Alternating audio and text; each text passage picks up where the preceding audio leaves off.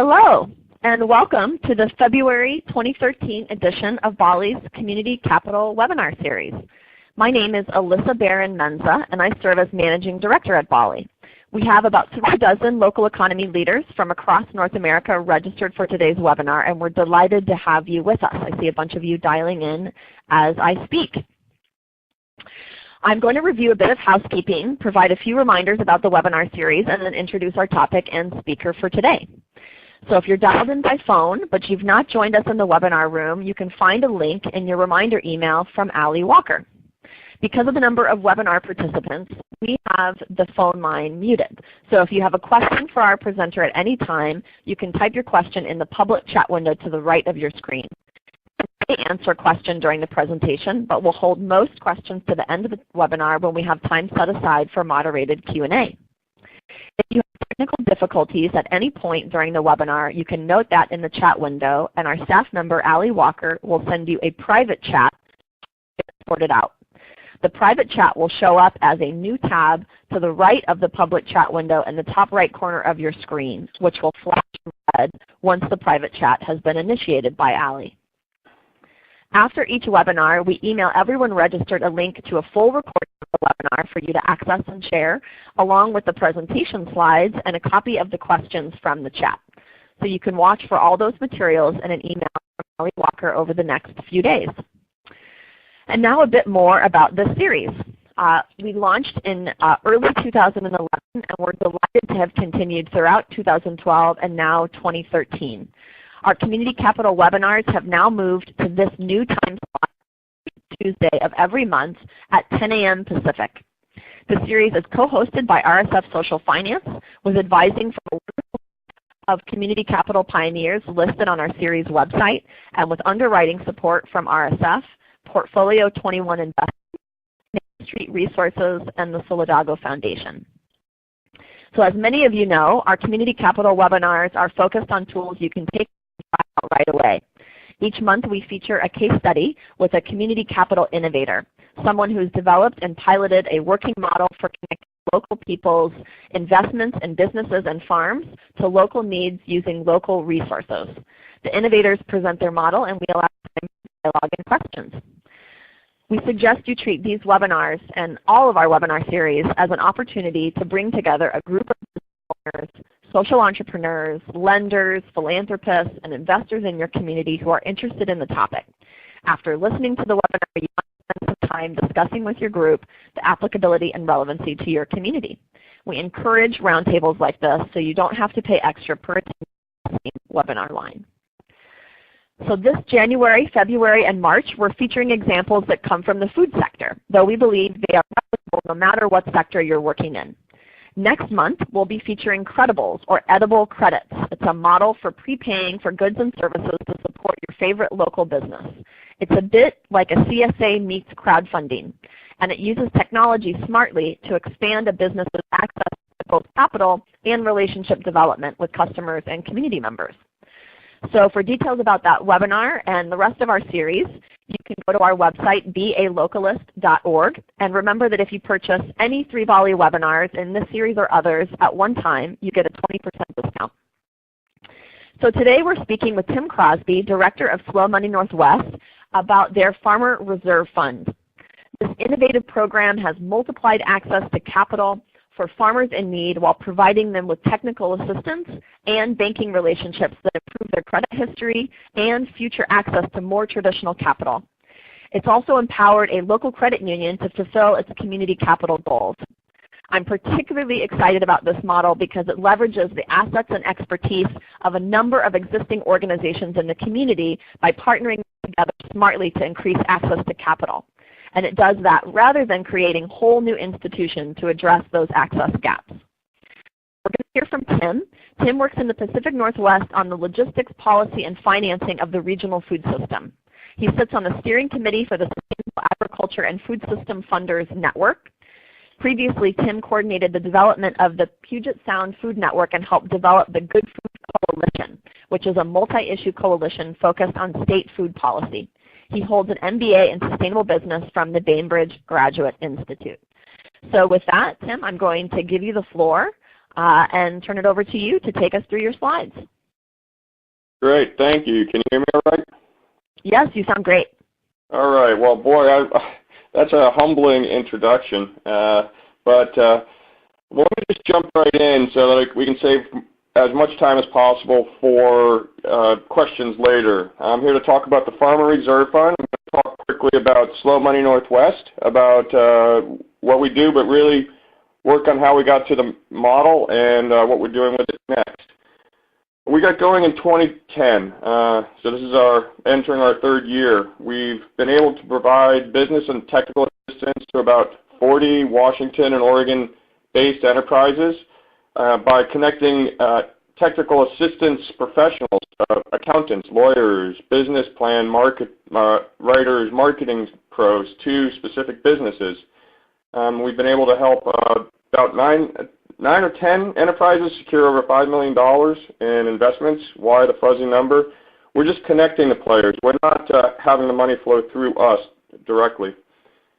We've been able to align a series of programs in spaces where we felt there was a need and listening to the community. Working with individual development accounts, helping people start the road of saving money. Working into the Farmer Reserve Fund, which we'll talk about today. The Angel Professional Peer Network is really the technical assistance arm. It's a loose, informal collaborative that we're working to formalize right now. We do accredited investor presentations. Why? Maybe you've heard about some of the tough aspects around non-accredited investments, and but around here, the businesses wanted to know that there was money in the room, and the investors wanted to know they could ask tough questions. So we listen to our community. And now we're working to be more strategic about investments. What type of investments do we really need in the area? And working towards fund developments with others. We're entering what we call our third phase, our growth phase, and with that we've just come up with a new mission. We grow our regional food economy by increasing access to capital and nurturing successful and responsible food and farm businesses. It's a lot of fun, good space, and as was mentioned, is some of the ideas we're working on are replicable elsewhere. We're working in food because it seems most people get food.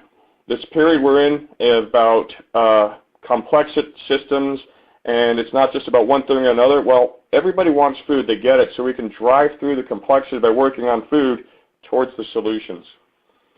So we started our work by trying to open up and realizing we want to do microloans. But we also didn't want to administer them. I don't want to really call people and bug them about payments. And we didn't have the skills. So we wanted to try to leverage the existing community resources. Loan administration services at banks and credit unions were a great target. And we knew that there was a need for microfinancing. Business lines of credit, small loans, say $25,000 or under, that's a microloan in this country.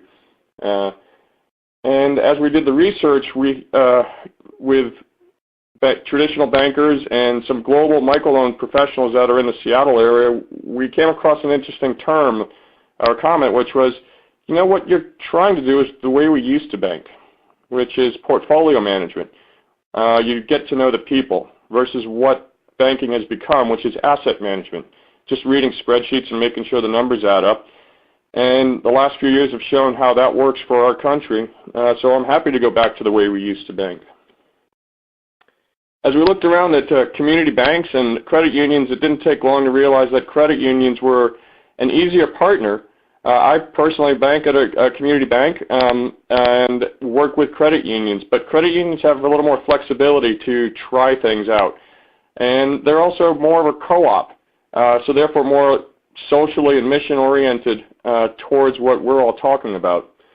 What was interesting when we started working with North Coast Credit Union, which is based up in Skagit County, for those who know Bellingham, where BALLE has been headquartered, that's up in Whatcom County up against the Canadian border, and Skagit County is just to the south. Anyways, we started talking with North Coast about, can we put some money in the bank? They said, no, we don't need any more money. If you think about it, all the money that moved from Wall Street went to credit unions and community banks. They're flush with deposits. They're having problem lending because the restriction in lending requirements tightened up at the same time that the economy crashed.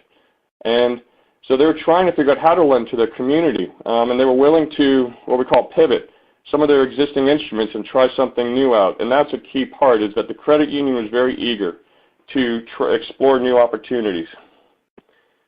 So we first talked to them about loan guarantees and promissory notes. What can we do if you don't want money deposited?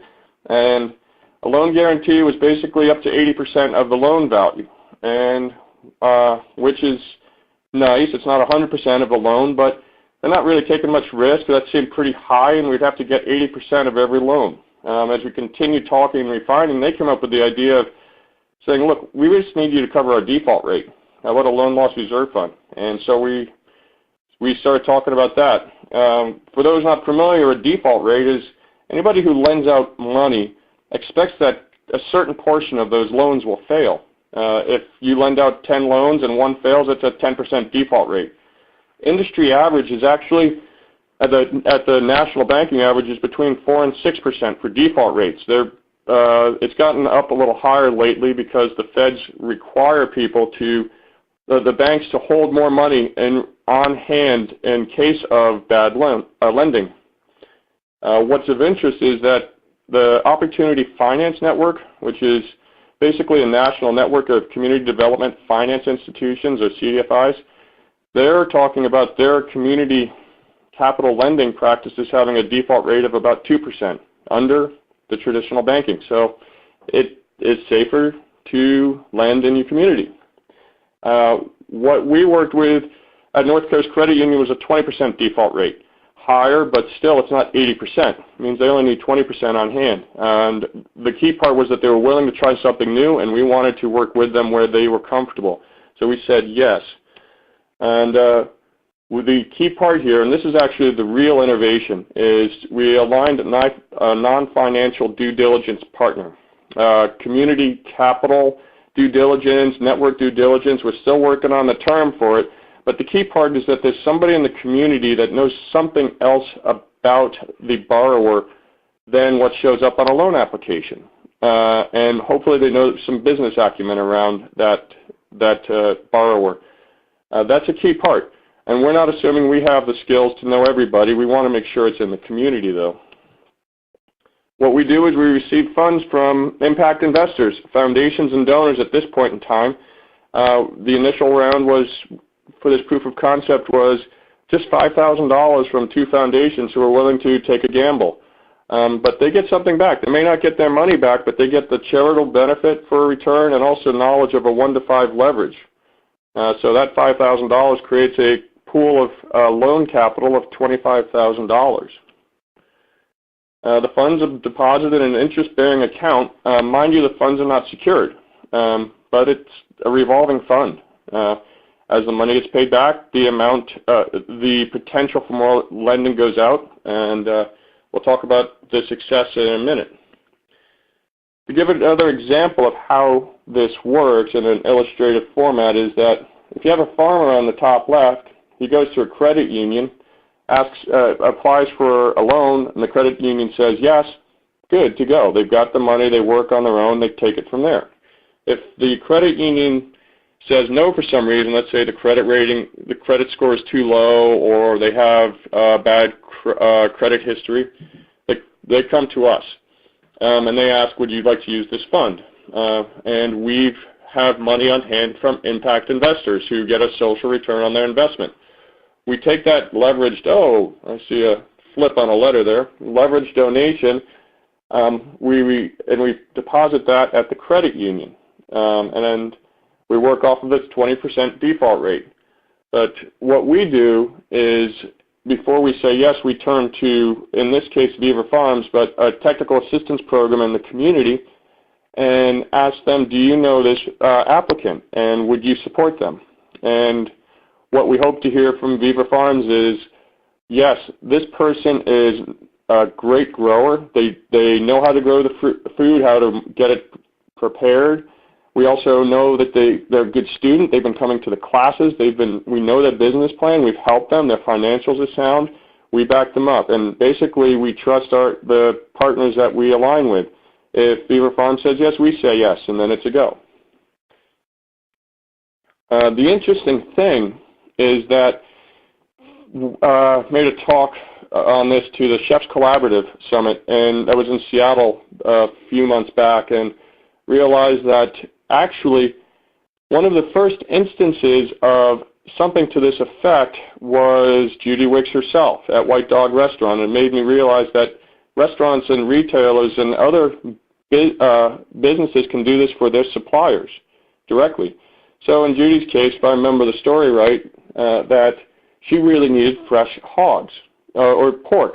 And she turned to a hog producer and said, I really want your product. What do you need? And he said, well, I need a truck to get the product to it. And so she gave him a loan. And she did a direct lending that way. But basically, she didn't really need to know anything about the financial aspects. He knows she has a good product. He knows he delivers when he says he's going to do, and he's fair on price, or so forth and so on. And what we see can happen is that a retail store, a restaurant, or another community business can help out their suppliers by turning to the credit union saying, we'll back up this supplier because they're good people, they've got good product, they do what they say they're going to do, and if they're a little short on the credit history or something on the loan application, we would like to use a loan loss reserve fund like this, and here's $2,000, $10,000 to hold in an interest-bearing account. Mind you, the account is set to fail. It is not secured because you're backing up a loan. If the loan fails, the money goes away. But that's the gamble that people are willing to take and see Opportunity Finance Network's 2% default rates. And so what we do is we actually just put, in this case, 4 different players together. We're linking the farmer, the borrower, with the credit unions, bringing in community capital in the form of impact investors, and aligning the technical assistance and doing all of that networking to make it work and get the project up and going. So far, it's been, we're not having to do much more beyond that at this point. The key thing we're doing now is just trying to get more businesses to use the account at that same credit union, because like any good loan, it gets repaid, and so the outstanding loans decrease with success, and therefore we still have the same amount of money on the account. So we're going to work for expansion this year. I'll talk about in a minute. A key part here is that, as I said, the key innovation is working with a technical assistance program outside the credit union. They know the money, they're looking at the financials and traditional lending requirements. But what about who knows something about the business? In this case, we're working with Viva Farms, which is a farmer incubator. This is a picture of Ethan and Sarita Schaefer, and Sarita is a new BALLE fellow. So it's exciting to see the connections come back around. They work to grow farmers. They are helping the farm workers become farm owners. They know how to grow. They need the business skills, access to capital, equipment in order to survive and grow. This picture is of, on the left is Lizette Flores and Nalita Martinez, who took the first actual line of credit. They didn't take a loan. And on the right is Santiago Lozano, who took the second line of credit. And the balance on the account is about 0. Santiago is fully paid back, and Nalita is almost fully paid back. So the key part is that what Viva Farms is providing is a business lens into this space. They help new farmers get started, providing education, technical assistance, and then they also provide marketing and distribution support, which is a key part. You know how to grow the product. You're getting a good business going. How are you going to get it to market? And as we work towards trying to replicate this out, as we look into other counties, our first goal is who's going to provide this service in that community. That's the most critical part. We're not worried about finding a credit union. We're worried about finding a good community due diligence partner. We've got a credit union, North Coast Credit Union, that said yes. It is putting pressure on other credit unions to open up, but just basically competition in the marketplace. And what we feel are the key attributes is that this community due diligence partner knows the entrepreneur, something that doesn't show up on the loan application side. They work to help introduce the farmer to the credit union. and it could be community banks in other regions. But the key part is they actually do handholding. Ethan walked the applicants and the borrowers into the bank, had them meet them. In this particular case, there were some language barriers and cultural barriers. There is not a tradition of debt in the Hispanic community. So that was another hurdle in this particular segment of the market. It may not always be that way, but they do hand-holding to make sure that they understand what they're getting into and that the people meet. And that's a key part. We're working to build relationships. Another key part of the community due diligence partner is that they understand business. Right here, it's not your traditional nonprofit that is not working towards a financial goal. They're working towards a mission, values-based goal. What we need to do is make sure that the due diligence partner does understand business and financing, but that's not their only goal, their only metric. So business development programs, job training, education programs, they're perfect for more of this. The terms that we've worked with the credit union are really offering term loans and lines of credit based at market rates. They're between 6 and 9%. Right now the market's picking up, so the rates are going up. And I just checked in, the rates now are at 9%. We've had some advocates say, we're still messing with them and we're not giving them the deal. You should give them a 0% loan or a 2% loan. And that is the hope that we could do it, but the reality is that it costs about 4% for loan administration services. So if we do a 2% loan, we're losing money. We won't be sustainable ourselves, or the credit union would not be sustainable. And the goal here is to have profitable social enterprises. What we look at is that some of the businesses that are hitting this account are coming off of credit card funding and financing, which is 20%. So going down to 9% is a 50% savings. They are not questioning this rate. Another key part with working with the credit unions is that they're building established lines of credit. And if they pay this off, then they're improving their credit rating scores. The lines of credit can be used for most anything. They're usually short seasonal harvest loans. And we just got this going this past year, so we've gone through one season. Term loans, we've actually had nobody hit this yet for term loans, but those are longer and technically larger. But we're also not looking to be huge on these accounts. We're recognizing that for those that are in the farm space, farm credit services is really cheap money. It's 1-2% money, and so why not go there? Those loans have traditionally been about $25,000, $30,000 and up, and so if someone's asking for that type of lending, we say, well, why don't you go over there? It's cheaper, and it's set up, it's established. If you have problems, come back and talk to us. The feds, the USDA, just launched a micro loan program, which we think will be in direct competition with this loan loss reserve fund. Great, that's a good problem to have. We're still exploring it. We don't think that they're offering lines of credit, and we haven't had the farmers that hit this account this year. They didn't ask for loans, they asked for lines of credit, so we still might be able to offer something of value to the community. Our next steps are replication. We've got two counties, King County where Seattle is and Whatcom County where Bellingham is. We're set for expansion in 2013.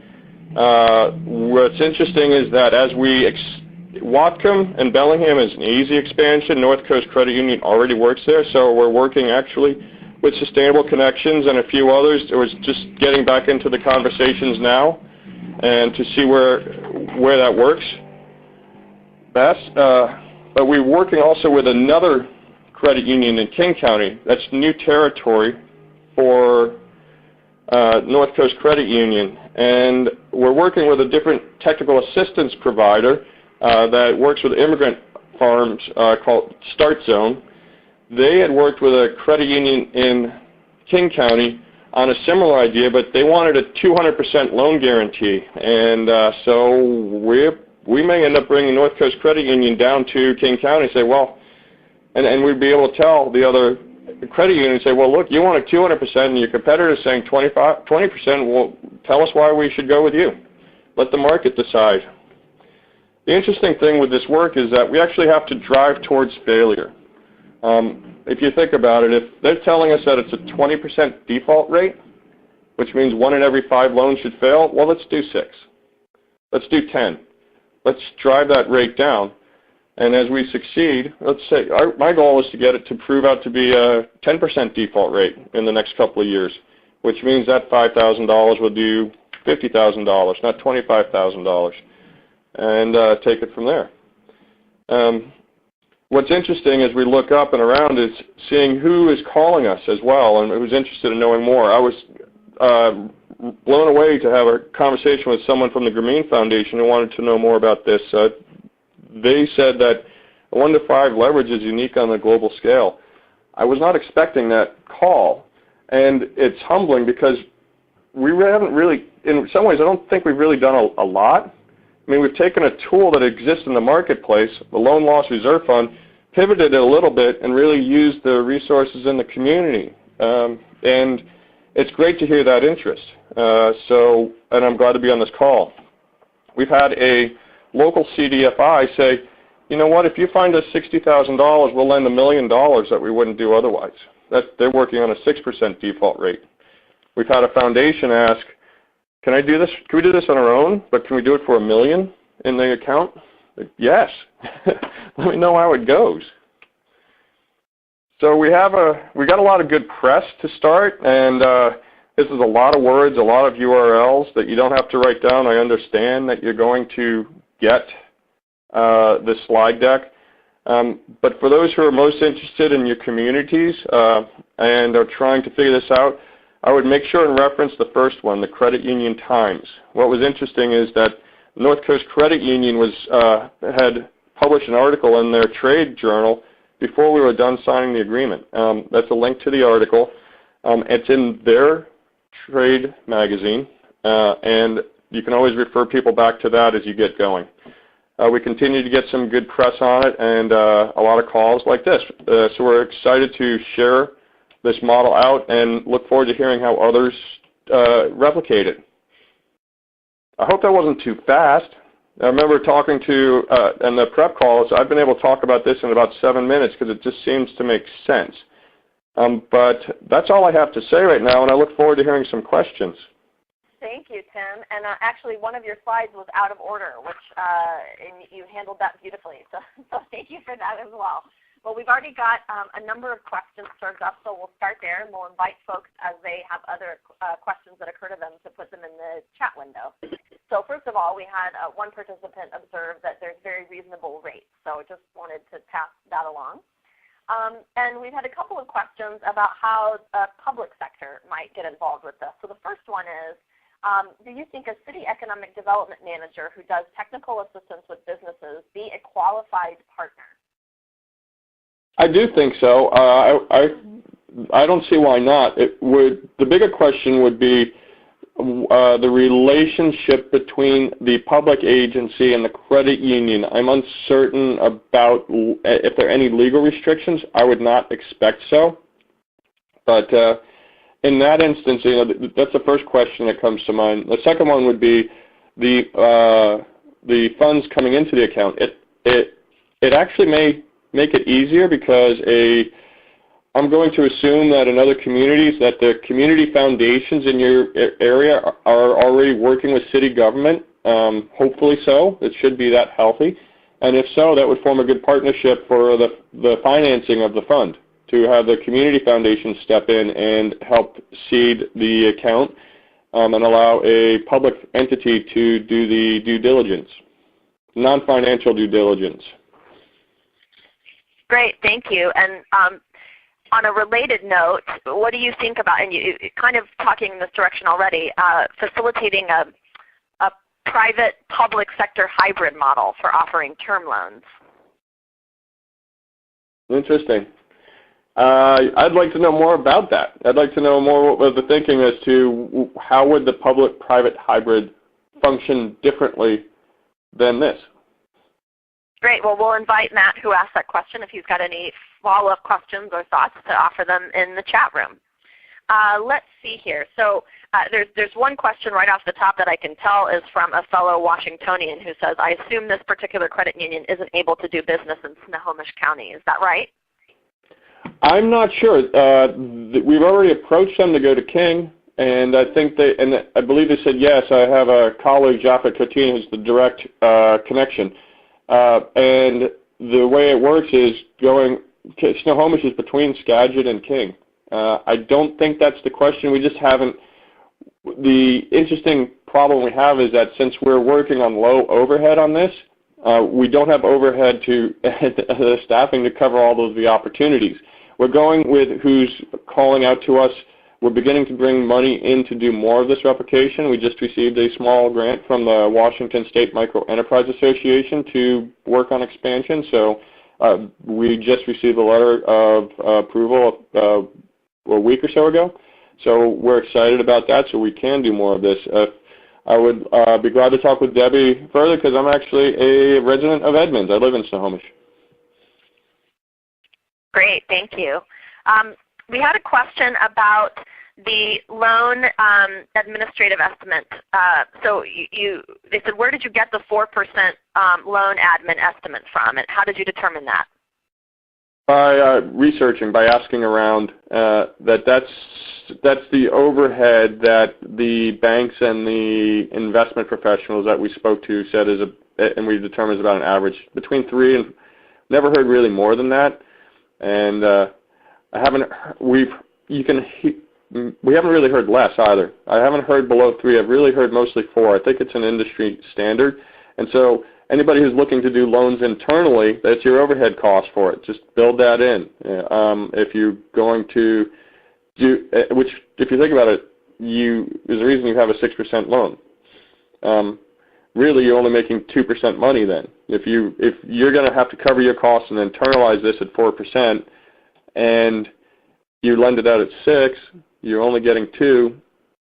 Then how many 2% loans do you bring in to really help grow your entity? We just saw the trajectory of the size of loans we would have to do internally as a reason that we didn't want to bring it in-house. Another reason. Does that make sense? Yes, I think that's helpful. And of course, we always invite folks to ask follow-up questions in response to the answers that you give. So,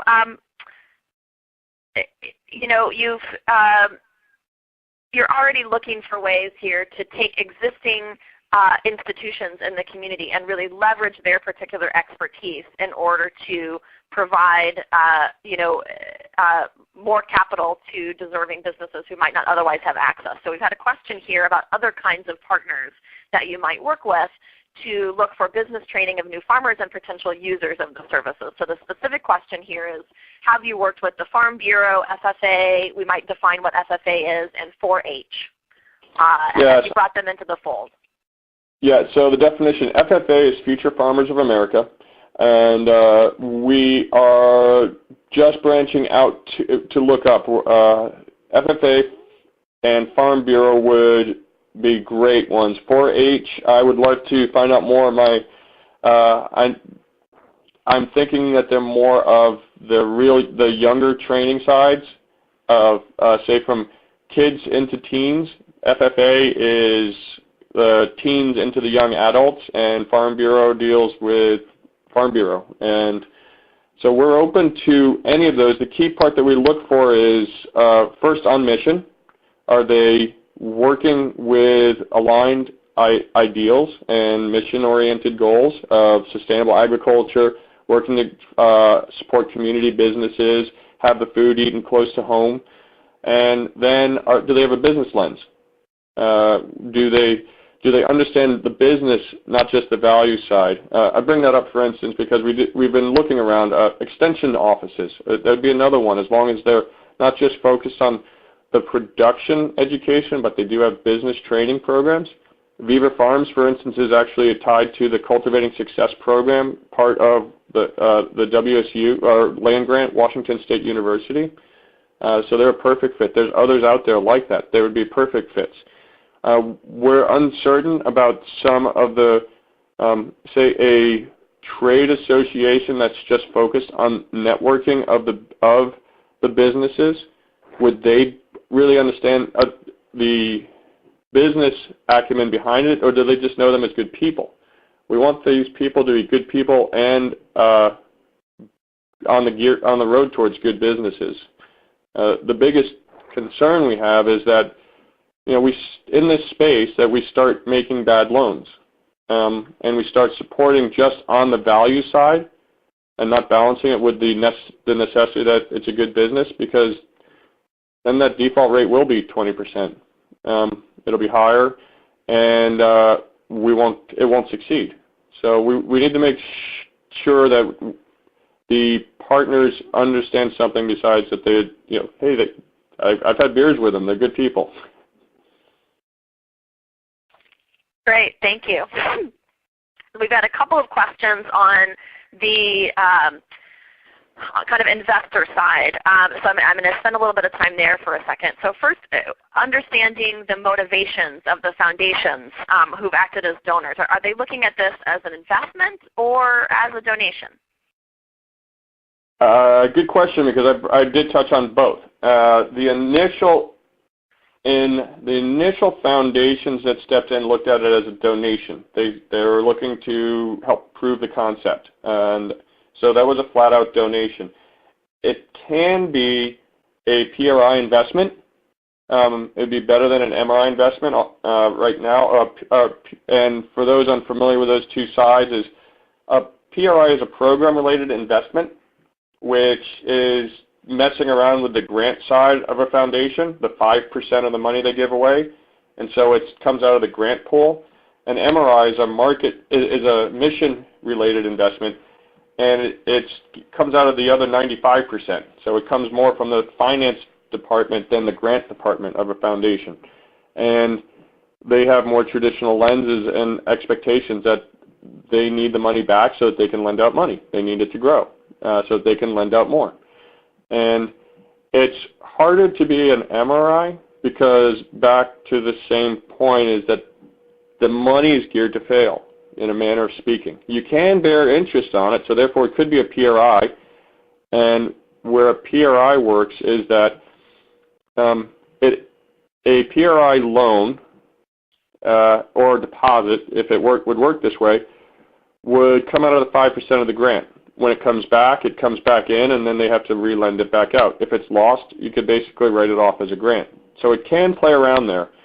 The foundation I mentioned was considering $1 million in that space, so that they would leverage that into $5 million or $10 million of new loans, and they would look at it as a high-risk investment.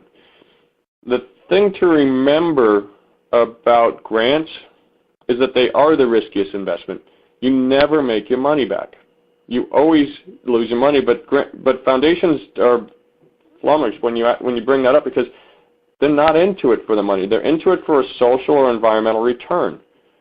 And so, especially if you can do a leveraging that, if I made a grant of $1 million, I would generate $5 million of new economic activity. That's a very compelling argument.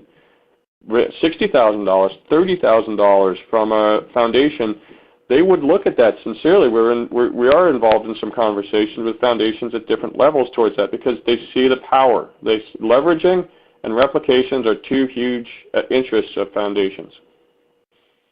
Great, thank you. It's helpful to hear your own sense in conversation and your broader work, the motivations of the foundation partners, but also really what a compelling argument this is for getting more involved in this kind of capacity. So you mentioned, Matt, a minute. Yeah. I'm sorry. Could I expand on that a little more? This is it's a good audience. So just putting my foundation hat on a little bit, is that the foundations are looking up like everybody else and realizing that some of the traditional methods are not working as hoped. We're not getting necessarily the outcomes, the growth. There's got to be some new ways to do it. I get a lot from any from the grassroots to the grass tops. Basically, I get it. I don't know what to do about it. So creating pathways that people can attach to is critical. Just start working through the complexity. Give something that works in a community. Show it, describe it like I'm doing now, and see if it works for others. And it just creates a momentum. And foundations are, I will say, coming out of the nonprofit and the foundation world, that generally that sector has been traditionally geared to work to correct for the ills of business instead of engaging business.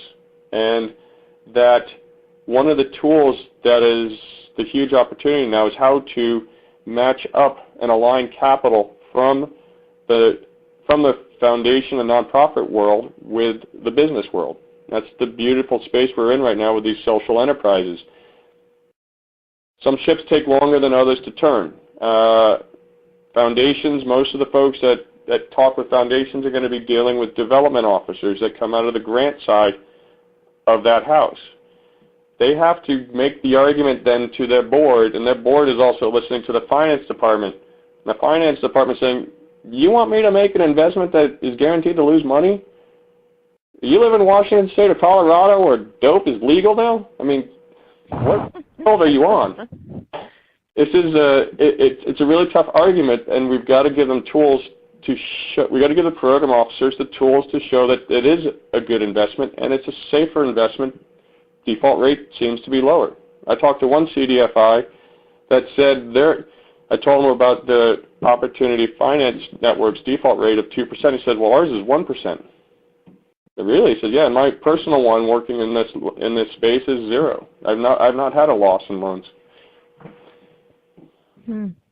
Thank you. I think it's very helpful to kind of hear you expound on foundation motivations and again, the kind of smart investment this is, but it's really a new kind of animal. You mentioned as you talked, the importance of the social return on investment for a foundation and indeed for other potential kinds of donors who might contribute funds to the loan loss reserve. How do you measure that social return on investment? Successful business.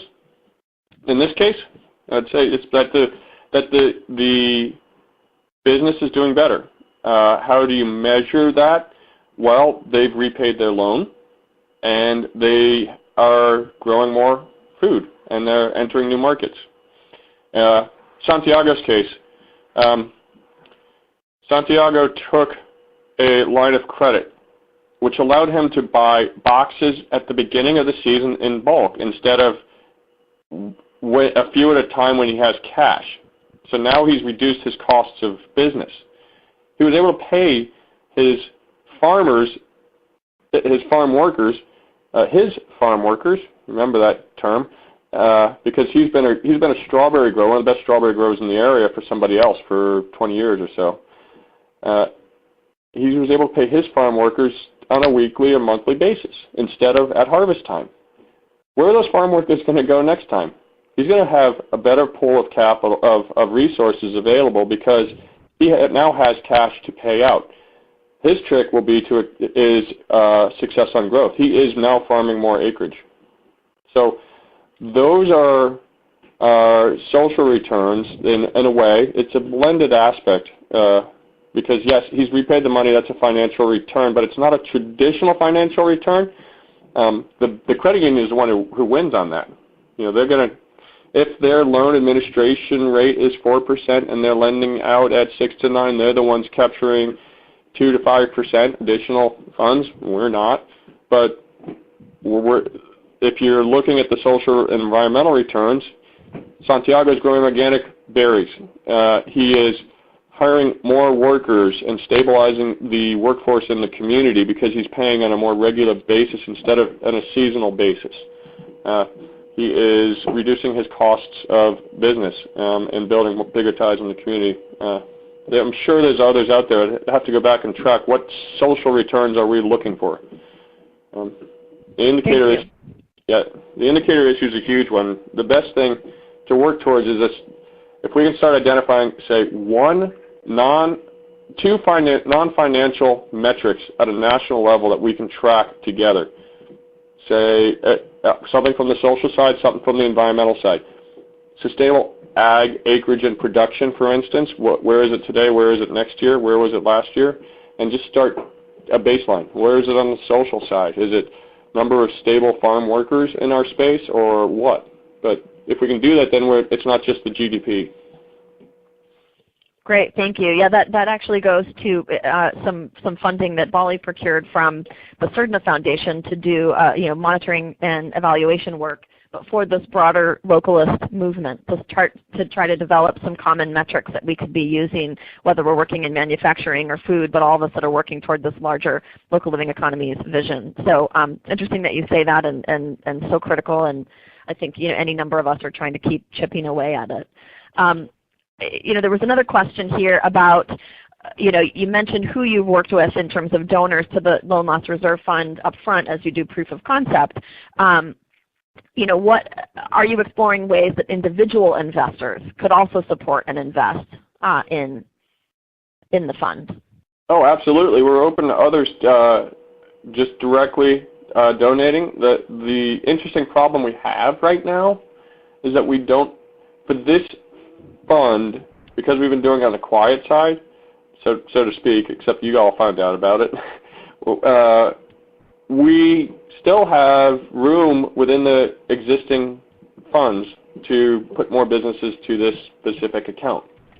It only took $5,000, but now we're going to grow it out there, and we see other opportunities for individuals to step in. We also see a chance for a Kickstarter program to really connect it, or some crowdfunding campaign to finance it. It could be Indiegogo. It could be something along Credibles. It could be something else. It's a matter of, we need the bandwidth, which we're beginning to get, to be able to create those campaigns and the outreach for more money. The big part on both sides of our work in terms of getting businesses to attach to this account and also getting business in front of investors is deal flow. A lot of this work to me makes it real as to what is the real need for growing this space. And we hear a lot say, we need more food hubs. My question back to folks is, what businesses are asking for new infrastructure? I know society would like more local food, but what businesses are looking for the food to grow? We need the businesses to grow instead of just build and hope they will come. So where are the deals? Where are the businesses that are really looking for it? The more that we attach to say, by using Farm Credit Services, who we're hooking into, Farm Bureau, who we're beginning to make connections to, traditional banks and having them point them our way, the more that we will have a need for more impact investors to engage in this work.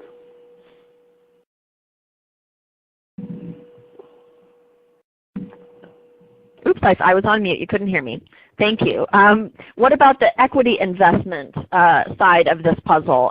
Would there be a need for partnering something like this Farmer Reserve Fund with an equity investment program like a Lion to complement the loans?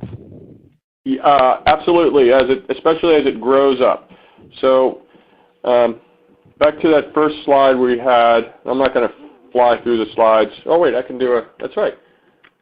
Slide number 2. These steps below, we've sort of stacked up programs where we've seen opportunity and there was nothing else. That's the key part. We didn't just reinvent the wheel. We tried to work to find wheels that were moving, and if there weren't any, to build something. The individual development accounts are the first step in, where it's really teaching about the importance of savings and incentivizing savings with beginning farmers and ranchers. We were asked to contract on a national program for that. What we expect is that as they grow, our hope is that as people graduate from that program, that they can then step into a Farmer Reserve Fund program. So now they've got a solid business, they've got a little savings, they can show something on a loan application they couldn't have otherwise. If they fail, we can back them up. If fail for being accepted on just the financial application, we could step in to help them grow. And as they graduate out of that, then there'll be a need for a bigger business, a bigger loan. It could be from a Lions group. It could be from an investment club. It could be from Farm Credit Services. The key part is that they're a successful business now, and we're helping them work their way up. I heard at a conference about a vet program to help connecting veterans with farms, and which is really interesting space. I love the term they use, which is we're giving a hand up, not a hand out. And so we're just trying to help people up the line of success. And when we get in this line I have here, we have the fourth one down, accredited investor presentations. That's where there wasn't something going. There are line groups around us. There are some investment clubs. There are community banks. There's other funds.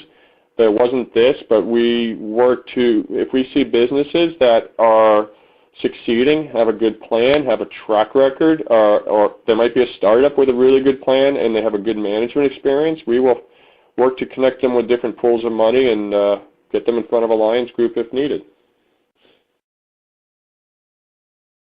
Great, thank you. And how do you, as we listen to you talk about, your motivations and your key roles, IDing partners, setting up these relationships, getting more businesses to use the credit union, I think folks are wondering, how do you cover your costs for organizing and administering the program? Do you get grants?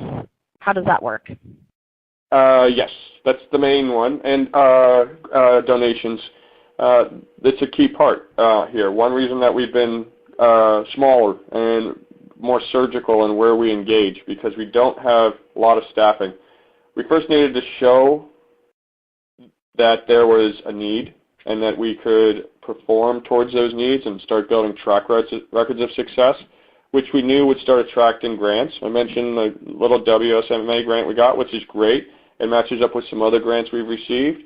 We've been, because of our success and just going forward. But back to that aspect of giving pathways through this complexity, we've been innovating. We've been in a startup mode. We've been doing a lot of sweat equity to build it to this point, but now we have larger grants coming in. We're hooking in with larger interests. We're being asked to do larger projects. We're actually being asked to submit grants right now, which is a good problem to have, because now we've got to get more people on to do more grants, to do more work. We did look at a for-profit revenue, and we are looking back to that. We're always keeping our eye on that, because new projects should really have a profit motive, or at least a sense of full costs and all costs. If you build an organization on the back of a volunteer, if that volunteer moves, the organization's probably not going to succeed. And the ideas will falter in the public eye, and they may not know, except like, well, the project didn't work, so it must not work. Well, we don't want those type of failures. So it's key to have stability in the organization. The interesting thing we're in this time is that I hired some guy who doesn't want to work on grants, and that's one of the reasons I hired him, because he doesn't want to work on grants. And I come from the foundation nonprofit world, and it's really looking at grants as contracts. That's how I'm looking at them. If you were a for-business salesman and you would go to make a presentation for a contract, you hope to win their contract. What do you get out of it? You get money and a commitment to do work. Sounds like a grant. The goals are different, and that's the period that we're in, is that the foundation world, like I said, is already holding benchmarks and indicators for environmental and social returns. The business world is holding the metrics for financial returns. We need to marry those two worlds together, and that's the exciting time we're in, where we start creating these blended investment models, these blended return models. I feel okay taking grants ongoing because they're asking for a different type of return.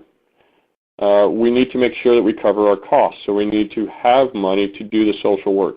If we were a strictly for-profit business, I would not want to take grants. Thank you. Just letting that sink in. It's nice that we've had space here to really go deep with a lot of these questions and really hear your perspectives as you do the work. I think we've got a follow-up on the hybrid model question, the public-private, and we've got another question about your definition of sustainable agriculture. So, and we've got about a couple of minutes left to answer those questions. So let's start by, what do you talk about when you define sustainable ag? And I imagine this is relevant, of course, because you're looking to cover folks with the fund that are, in fact, sustainable ag enterprises. What does that mean for you? It's not strictly organic. It has, and from the slow money side, soil fertility matters. We need to reduce the inputs onto our lands and into our bodies for various reasons, not just the health of the soil, but for the health of the farm workers, reduction of toxicity and pesticide aspects.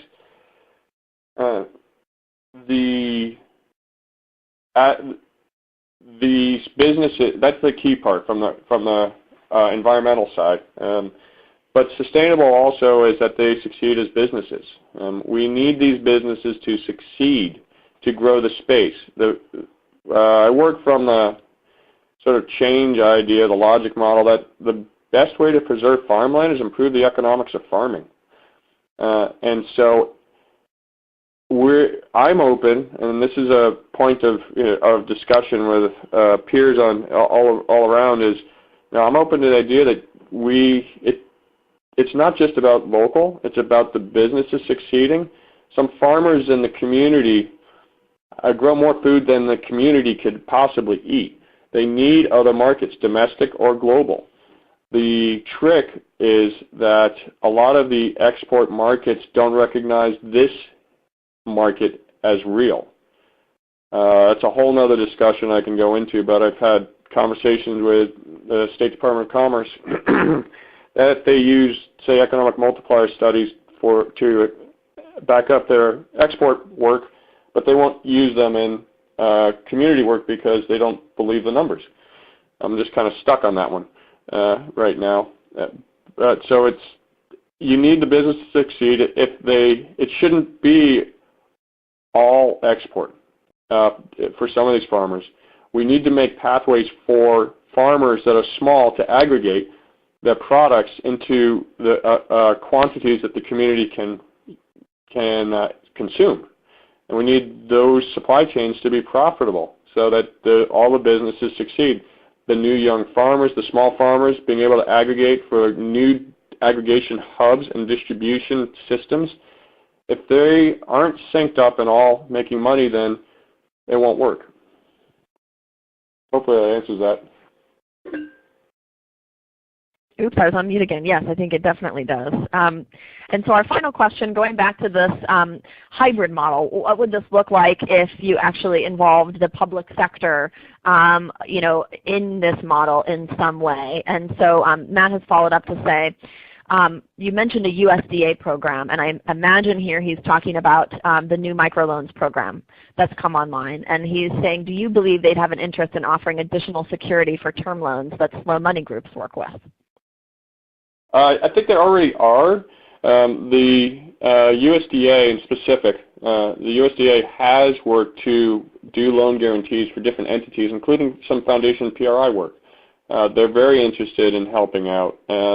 There is a ripe space. If somebody has some ideas, and whoever's asking that, looks like Matt Young is just scanning the sidebar here. I'd love to dive a little deeper because the more players, the better. The more connections across traditional silos, the stronger this all becomes. When I hear public-private partnerships, my head spins into the old definitions, and there's so many. It's sort of like sustainable in a way. What do we really mean by the word? What is the actual project like this? Let's just get it on the ground and try it out. What is the public-private partnership that we really want to try out here? I would be willing to explore that.